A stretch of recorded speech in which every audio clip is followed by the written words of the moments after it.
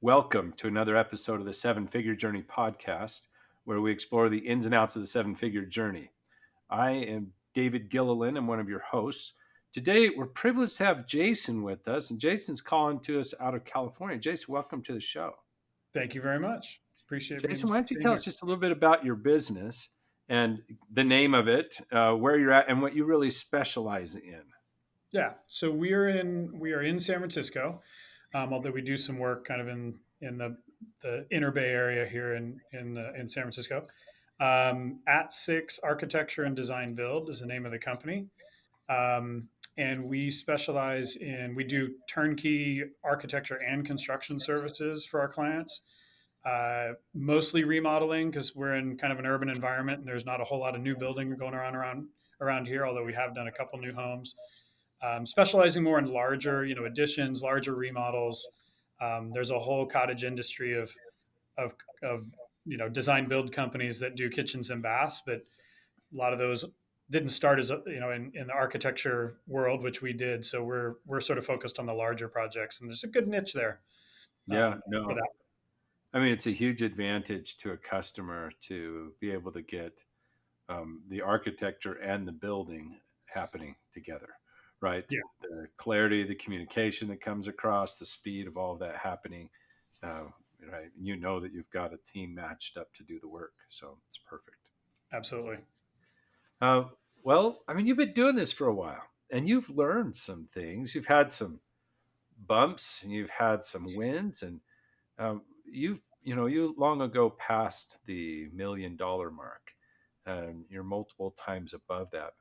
What have you learned since that time to where you are now? What are some of the things that have really helped you actually have a good, profitable business that you Right. enjoy being in?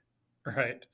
Well, it's funny you say I've been in this for a long time because my dad was actually also a licensed architect and licensed contractor. So I've been in it probably since I was in the womb, literally, right?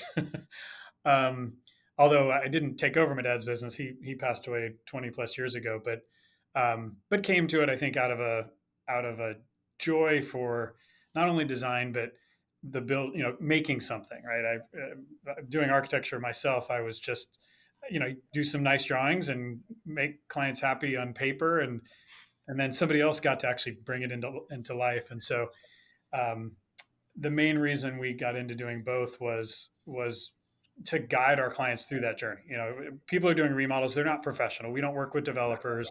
Yeah. We don't work on the commercial side where everyone's kind of has a facilities manager or something like that. We deal with homeowners who might be lucky enough to do this once or twice or three times in their lifetime, and so it's it's a privilege, but it's also we're dealing with people who uh, are novices at this whole process, and it's big money. It's everyone's spending probably the most money that they've spent on their remodel if they're lucky enough to do that. Um, the so as we started, I started as an architecture firm, then we kind of grew into we started the construction division right around kind of coming out of the recession in 2010 as a necessity to stay alive, right? Let's get a little more work out of the few clients that we had. Um, but then we jumped along for a few years of like kind of being anything to everybody. So if you had a design only project, sure, I'll work with you. If you had a construction only project, sure, I'll work with you. Design build, great, we'd love to do that too. And that's where I kind of bumped around. I think we started, half a million to $1 million in revenue, and then we got to a couple million.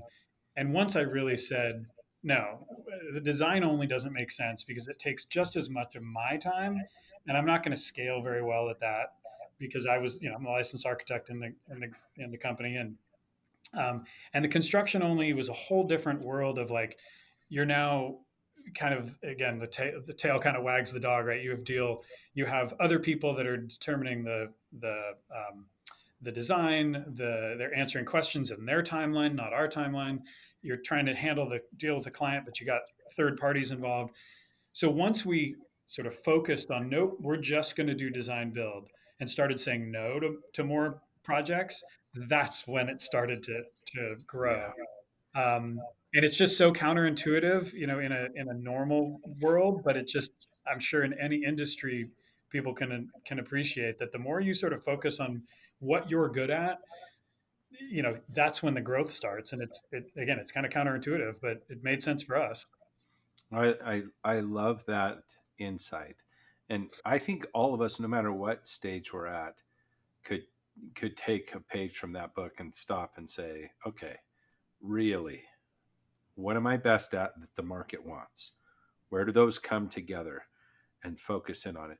We get mystified by the word strategy, but isn't it really just being so clear we're willing to say no? Yeah. I Right? remember Like, I remember reading something, a decade ago or something, and it talked about take projects for your company to thrive, not for them to survive. And it was literally like, even if you don't have work, don't take work that just keeps you busy, right? Because then your company is about survival, and nobody gets excited about just surviving. You take projects, even every one project, right? But it's a project that you guys love and are passionate about and lets you thrive.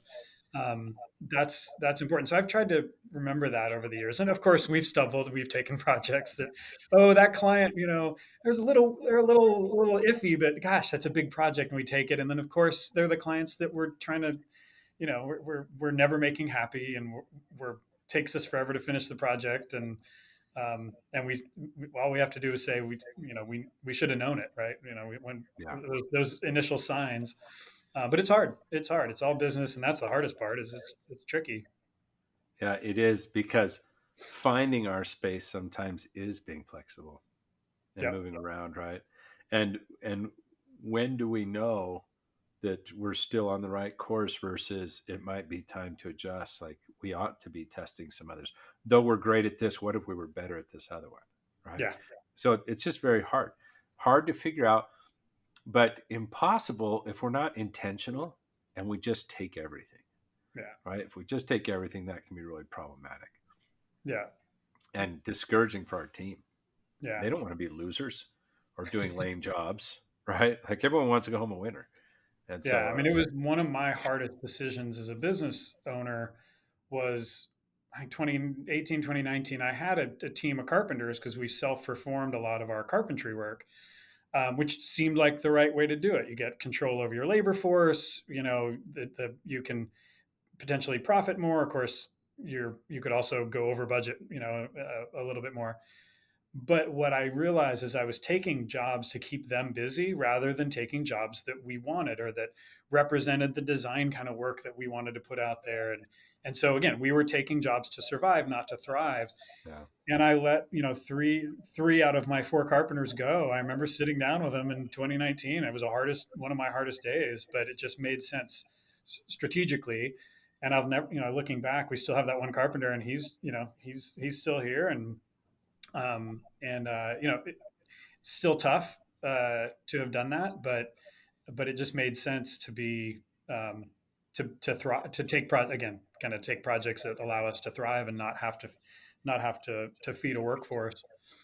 yeah, no, absolutely. I mean, we've all been through that, and when the business shifts, sometimes some of the people can't move with it. Their skills or their desires, even. I mean, their own dreams. You realize now they're willing to come and do this other work, but it doesn't bring them any joy. They're not progressing really, right? Right. You've got to move on.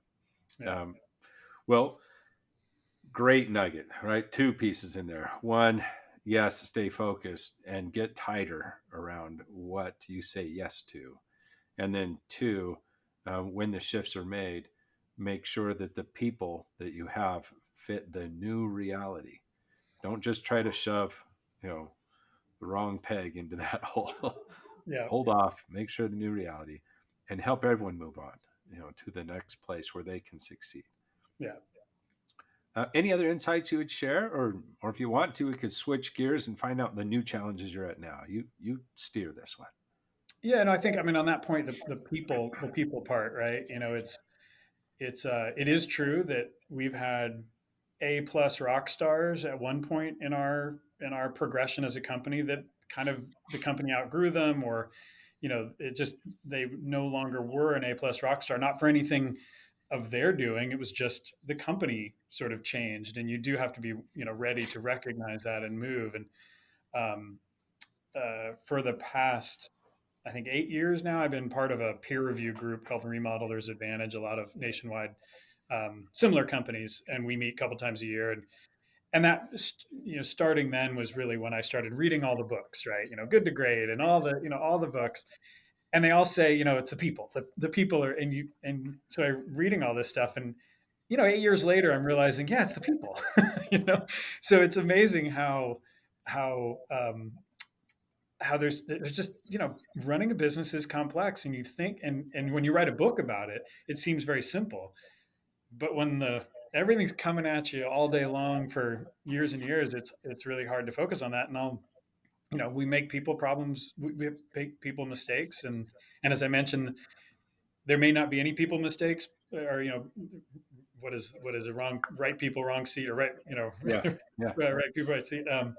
But the company moves 2 years, it matures for 2 years, and all of a sudden the same person who was in the right seat might not be anymore, and it might need to do some adjustment there. So it's so dynamic, running a business, even as a fairly simple one. I don't have thousands of employees or anything like that, but it's still pretty dynamic and keeps you interested for sure. Yeah. I found that with the people, if let's talk about design build, but let's Yeah, do it around the people. yeah, If we're not intentional about the design of what our people and team need to look like 2 and 3 years from now, then we build poorly. like, I, your yeah, footings may not even be sitting where they're supposed to be. right, That addition is hanging pretty precariously. Right? Like literally, just thinking, oh, if this is where we're going 3 years from now, what does the organization need to be built like? What roles do I need? Who has to own what to really orchestrate all of this well? yeah, And if I don't do that, then my decisions today may be building our company the wrong direction. So by the time I'm getting closer to this future reality, I've got this hodgepodge sort of group that needs to really be ripped apart and put all back together again to work. And that's painful. yeah. And I think for me specifically, because I'm kind of a worker, I'm kind of a doer, not a. I don't think of myself as a natural. I wasn't born to be a CEO. I was born to, design and build stuff, and yet Yeah. here I am, kind of more a CEO hat most of the time. And so my relationship with the company growth is another impact, or another thing. And we got to 10 people recently. We're back down to 8, but we're kind of, now we're a really, I think, compact 8 now, and moving up from there. But I what a few years ago, I tried to take myself out of any touch of the day to day, right? Because Yeah. for a long time, I was in the day to day. Not that I was swinging a hammer, but I was in touch with clients. I was in touch with every project. I was in touch with every design. And I was like, okay, let's grow to the point where I'm not. That I've got a department head, right? Those kind of things. And that my role for the company then completely shifted to having to be a people leader and a people manager.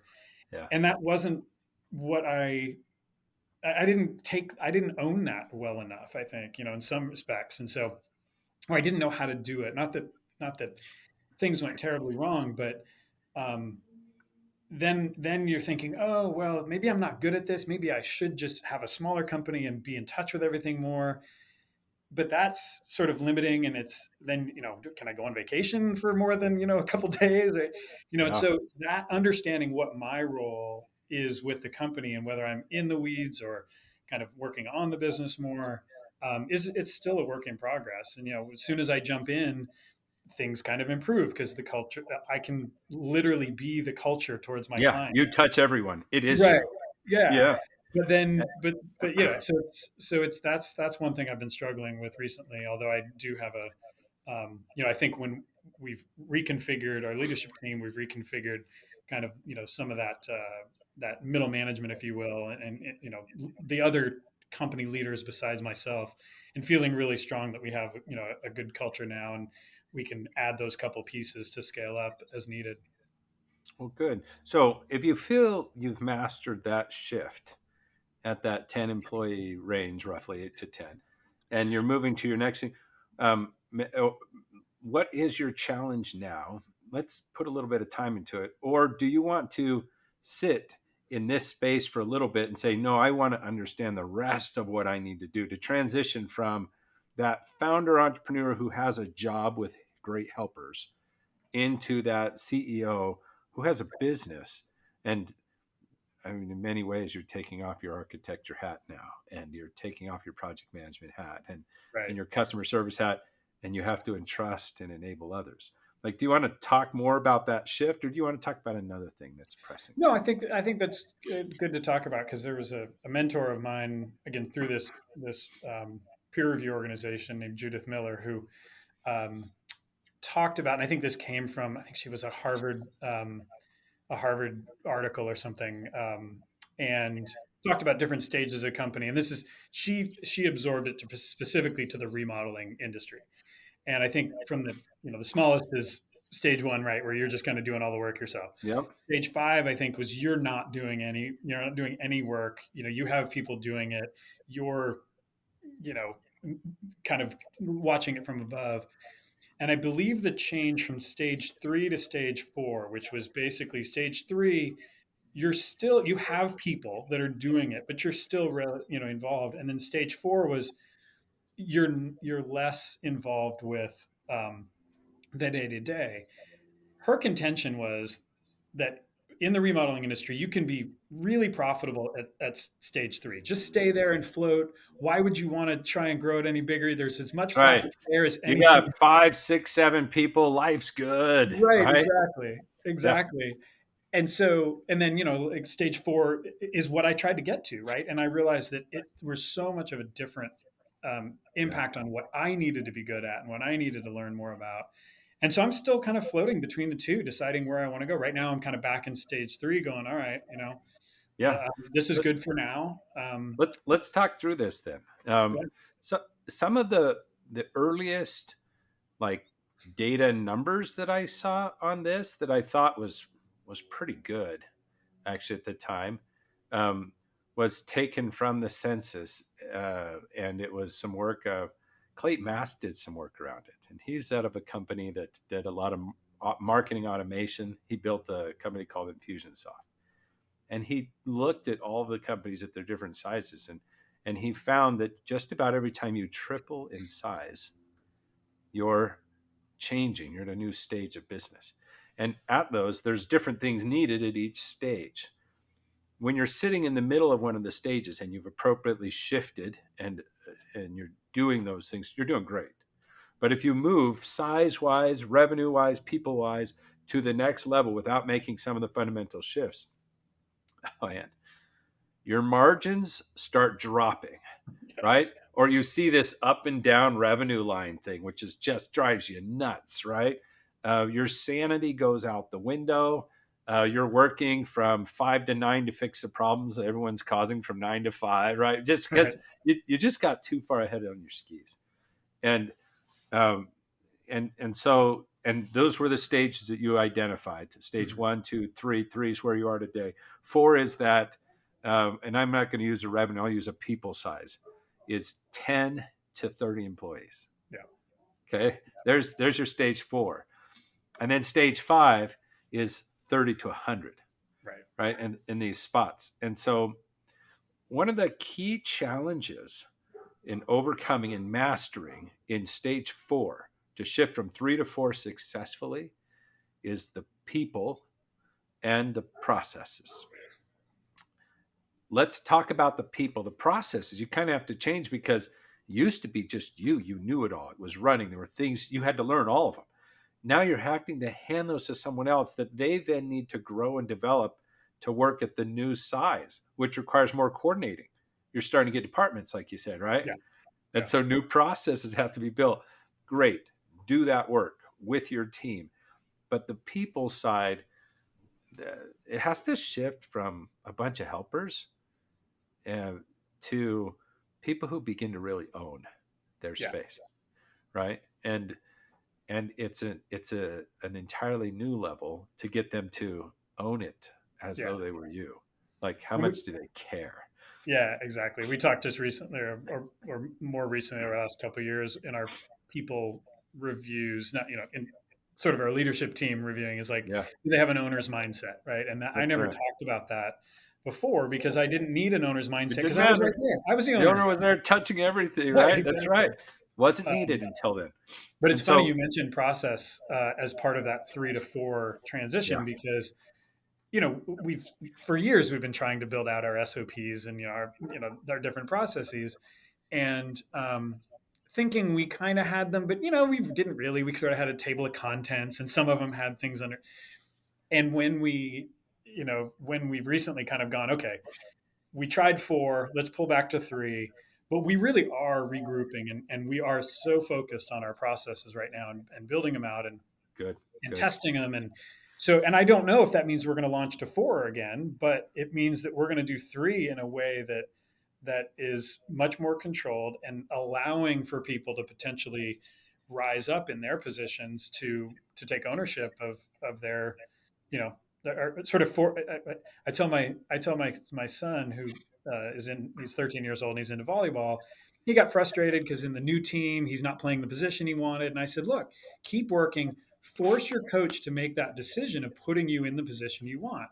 And that's kind of like, for the people here, it's like, if you have an owner's mindset, I'm gonna have to find a position for you to That's elevate right. you in my small company, and that might mean take my job, right? And then I move on. So it's almost like grow it from within rather than on Yes, a strategic piece of paper and then try and fit people in.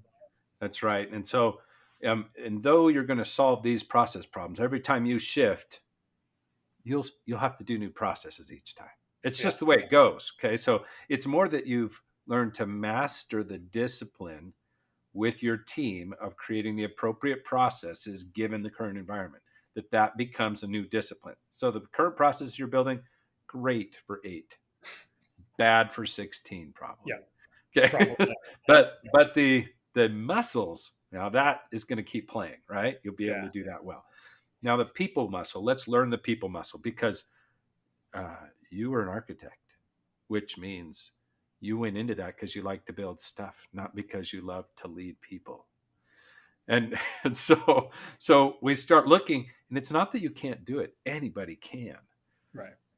What are the basics that need to be done? What are the skill? What's the mindset, the skill sets, the tool sets that I need to pull this off well? So I'll share a couple of things, and let's reference someone that you're already familiar with. You talked about Jim Collins. You know his original little book way back when it was James Collins. He wrote a book called Beyond Entrepreneurship. He just redid that, and it's called B point E point 2.0. So Beyond Entrepreneurship 2.0. So B 2.0. Um, if you look at, one of the things he does well is recognizing that people is the key. And the chapter 4 of that book, he defines out what vision is in a practical way. And most people out there don't do that well. It's fluffy, it's aspirational, sure, unmeasurable, not that informative, sits on the wall, spend all this time to build it and then forget it, right? But you can do it in a very practical way that allows you to lead your team. So you do it in a co-creative way. Take those 8 core people. You're like, this is my group, and maybe there's 5 of them. They're like, this is my group. And those other 3, I love them, but they're not my group. Whatever. Take the ones that are like your people, and co-create this vision. What you're doing is you're learning some of the secrets of what naturally motivates people, that gets them to go above and beyond the discretionary effort. You couldn't pay for them to want to solve it, for them to want to own it. You can only pay for their time. Right. And so to get that above and beyond, we've got to answer a few questions, and learn as a leader that this is what I tap into every day. One is, help them know why. Why am I here? I want a sense of purpose and meaning. Give them that. Number 2, a sense of belonging. Tell me our core values, the way I know I fit with these people. We get each other because we base our decisions on some of these same core principles. Those are very important. I mean, you can always do them, but with an expert eye, you can really hone those in and tighten them up to where they really just open up possibilities, and you'll start to see how to hire really well, how to lead people really well, right? Because it's not about Jason's way, it's about the company's way, the business's way, right? It's our way, and we all serve that. Now that's powerful because all of your leaders now can lead just as powerfully towards that as you could. Yep. They're not saying this is what you need to do to be like Jason. You know that doesn't actually work very long. Right. So Right. we have to serve something above. So give them a why, a meaning behind there. Give them something that matters. Give them belonging. And then the last one is a sense of contribution, that what Mhm. they're doing matters. That sense of contribution comes from a mission that's so clear and compelling and right in line with this purpose and doesn't even mention a revenue or a profit margin, Right. because you Exactly. care about that, but most of them don't. Right. They care about how cool that job came out. They care about, I don't know, your team's going to let us know the number of people that they help fulfill their dreams and finally have a space where they can live out the way they always wanted to. Or they care about the splashes across these magazines. Look at all of our stuff being talked about, right? We're the design build, the cool stuff. Right. Or they care about their craft, the excellent nature of it. The fact that, you know, warranties on ours is no problem. Everything we build is great, right? Always has been, always will be. They care about something, and we're going to measure that, and we're going to put a big crazy goal around that. We'll do the, you know, the big hairy audacious goal. Keep with Jim Collins in his play, right? So we're going to go that direction with that. Then we'll have these other metrics that have to do with our profits, revenue lines, all that stuff, right? Right. And so that's a piece of being a leader, is getting first that clarity. Why should they follow you? Right. And then why should they follow any other leader in your company that gets put into those roles, or anyone else who's not in one of those roles but is acting like a leader, right? They're, because they're serving this, people want to get on board. They want to be a Mhm. part of it. Let's give them the tool to say, when you're serving this why, in line with this mission, this essential contribution, this is meaningful, this is powerful, you're making a difference, come be a part of it. And you kind of need to bring it up every day, Yeah. right? Yeah. Yeah. That's That's what we the other thing coach. I've learned. That's the other thing I've learned recently is just repeat, repeat, repeat. Right. You know, That's those right. kind of things. And one of the things you talked about that, I mean, you know, for us, I think of us in the service industry, even though we're designing and building a product, but we're That's serving right. people, and that the irony of what you're talking about is, you know, here's profits over here, and here's the why over here. You know, if we can make our clients happy, generally we're also being profitable. Oh Because in yeah. our industry, clients get happy when things go over budget, things get late, you make mistakes, and those are all things that kill your That's margin. right. So, That's right. you know, we You'll find a direct correlation yeah, from this meaningful. You'll be able to do numbers and spell out exactly what it means here. yeah, You've got it. You've got the vision of it. And we're going to track these other things. They matter. And they're going to be part of the daily operations metrics of success, will be both this and, like, you know, how many of these spaces are we building? But some people's roles in here are like, you know, it's your collections person. Try to make that one meaningful. Well, what's our, you know, average aging on this? Because the faster we turn over our dollars and get to reinvest, the more of these we get to do. right, You know, if you can get this from 90 days down to 45, we really can do double the work. right, We can do twice as many of these huge things. You make that kind of impact, like, whoa, this is cool, right? So here they are working away at this side and serving the other.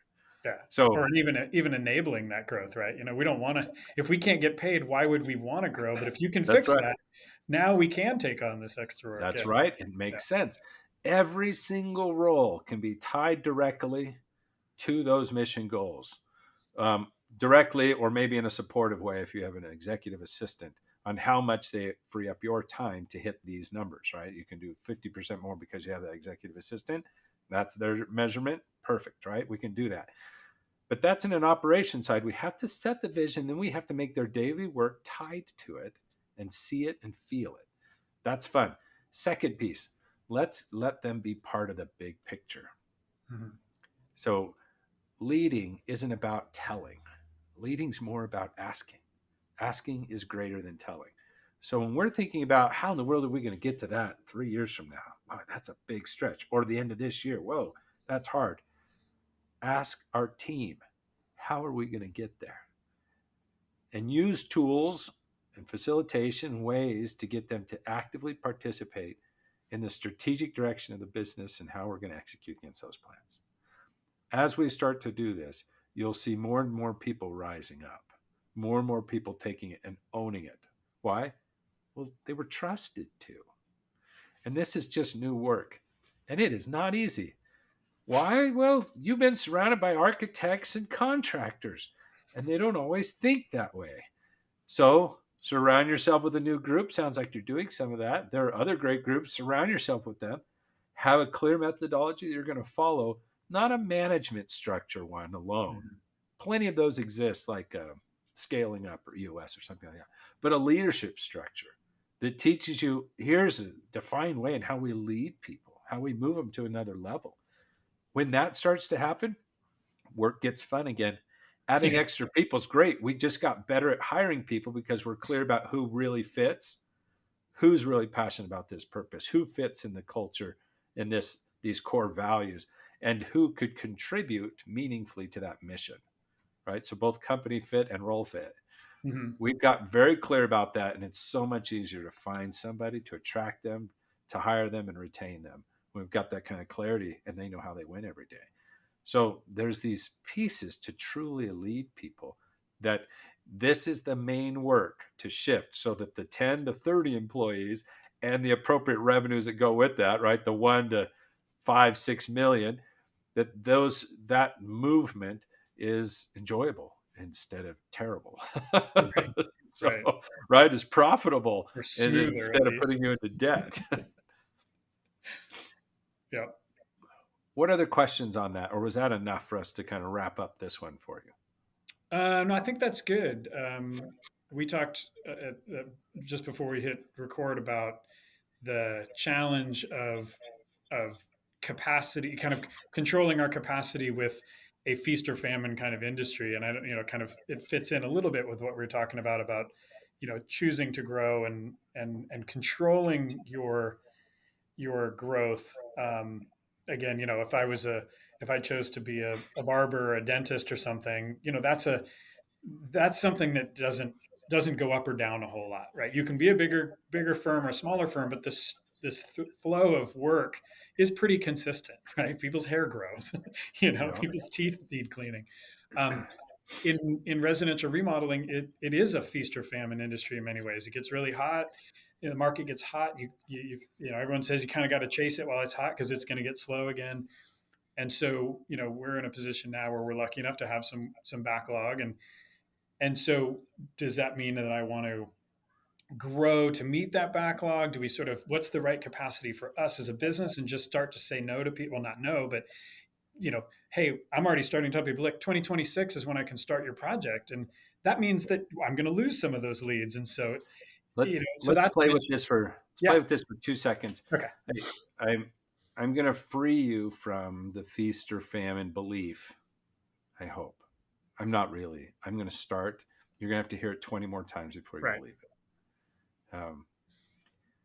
Until you're $100 million business in your region, in your area, and in other words, until you are gobbling up 30, 40, 50% of market share, until you own the market share like that, you're you don't have to be as influenced by feast and famine because you're small.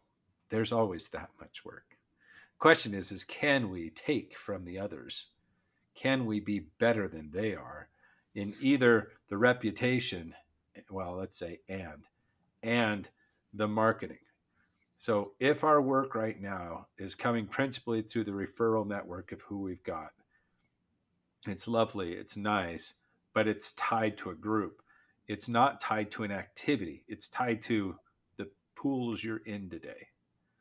And so when you can start building out of your team of 8 somebody who is proven to be able to attract and win customers who are looking, There are people remodeling in every market, up and down markets. When the economy is doing very poorly, that only means that a certain segment in certain parts of the economy are doing really Right. poorly. Right. Other parts of the economy in the same city are doing really well. Guess what? They've been waiting for that remodel. And Right. so the question, this up and down or cyclicality of business, it doesn't actually have to apply to small businesses once we master client acquisition. So think on that on your radar and think, how big do I have to be to really get, acquire, and have a proven client acquisition strategy? And maybe that's a key member of your leadership team that knows how to do that and do that well. They're not just rubbing shoulders with the same people. They're not just taking bids that come in the door. They are inspiring people to use their funds to go and remodel. Right. They're helping, right? Or they're doing all of those kinds of things, or they're building relationships with others that are developing or doing big changes, and they're getting in early. They're learning how to build the business. That will be a key to where the market doesn't have to affect you as much when you're smaller. It affects the big boys, Right. but the smaller people, I've seen small people take off in down markets Makes sense. because because they've nudged in on that. So that does have to do with the size. While you're small, you're going to keep experiencing some of this. Right. Okay, until you master that piece. Normally, that needs to be mastered in the 6 to 10, 3 to 10 employee thing. When you really can dial that in, that will help you a ton. Get better at it in the 10 to 30, right? Keep winning that until you can have someone really running, and that their metric is how much new business are we bringing in, not how much are we signing up with people who knew us and referred, kind of thing. That those are kudos to your operations team, not to your marketing and sales Right. group. Right. Okay, so anyway, those are some thoughts, and hopefully that can help you. That's one way to look at it. The other is to build a group of your own people and say, how will we manage influx? So the big boys that do own those market share things have ways that in the good times they intentionally outsource more of it. They Hmm. use more great people, and they could be even project managers who are phenomenal and will wear your shirt and logo, come and represent. They've been certified through your way of doing. They're on their own, independent type contractors, but you care for them well. When there's work, they get paid well, a little better than they would have if they were employees. Right. But they know that when it goes down, they're out, right? Yep. So that they're a flexible team, and some companies will do as much as 20% of their core work is still in a 1099 or outsourced sort of way in order to manage those ups and downs and not hurt the core team. Got it. Makes sense. So those are some potential ways of looking at it. Others, let's get better at our forecasting sales. You're filling up and down because I'm imagining you're pretty heavily referral based kind of work right now. The reputation that's out Yeah, there. we've worked on some SEO stuff on our websites. We are getting some more, Google searches, but those are not, the target clientele is few and far between in that group. That's right. And that's a way, but there's other ways too, right? Like, what are the other ways to build that? And where are people looking when they see it? And why will they see your business and say, oh, that's the ideal one. That's who I want to work with? Right. Instead of just Google search means they're already shopping and they're showing up to just buy something. They're just Yeah. looking for, right? That's not real marketing. That's just order taking time. What do we do before to establish ourselves? So, anyway, just some things to think about. I am not a marketing expert. Let's just say that to everyone Come who's on. listening in. Not a marketing expert, but I've seen its power when turned on right. That you could grow and gobble up market share in the downturn, Yeah. which is an awesome place. It also means you get to gobble up talent because others are struggling, and you can cherry pick who you want at that point. 100%. Okay, well that's going to wrap us up time wise. Jason, how do people get in touch with you if they're in the they're there in California and they're saying I want some work done. I like this guy. How would they get in touch with you to get that? So, the first thing would be check out our website at six at the number six, db.com at 6db. I know we named the company at six, which is a whole nother story for another time. But, and it was what, 2005. And it's really dumb to name a company at something in the internet world of, emails. So it's always been Jason at 6db. But anyway, at6db.com. We have obviously, web form there. But if anyone has any questions directly from this, my email is jason at 6db.com. Feel free to email me. Fantastic. Thanks so much. That wraps up this episode of the Seven Figure Journey podcast. If you, as a listener, have found value in some of the things Jason shared with us and the conversation we had, please like, share, get it to other business owners that they too can benefit from these lessons. Now, until next time, keep striving, keep growing, keep learning, and keep caring.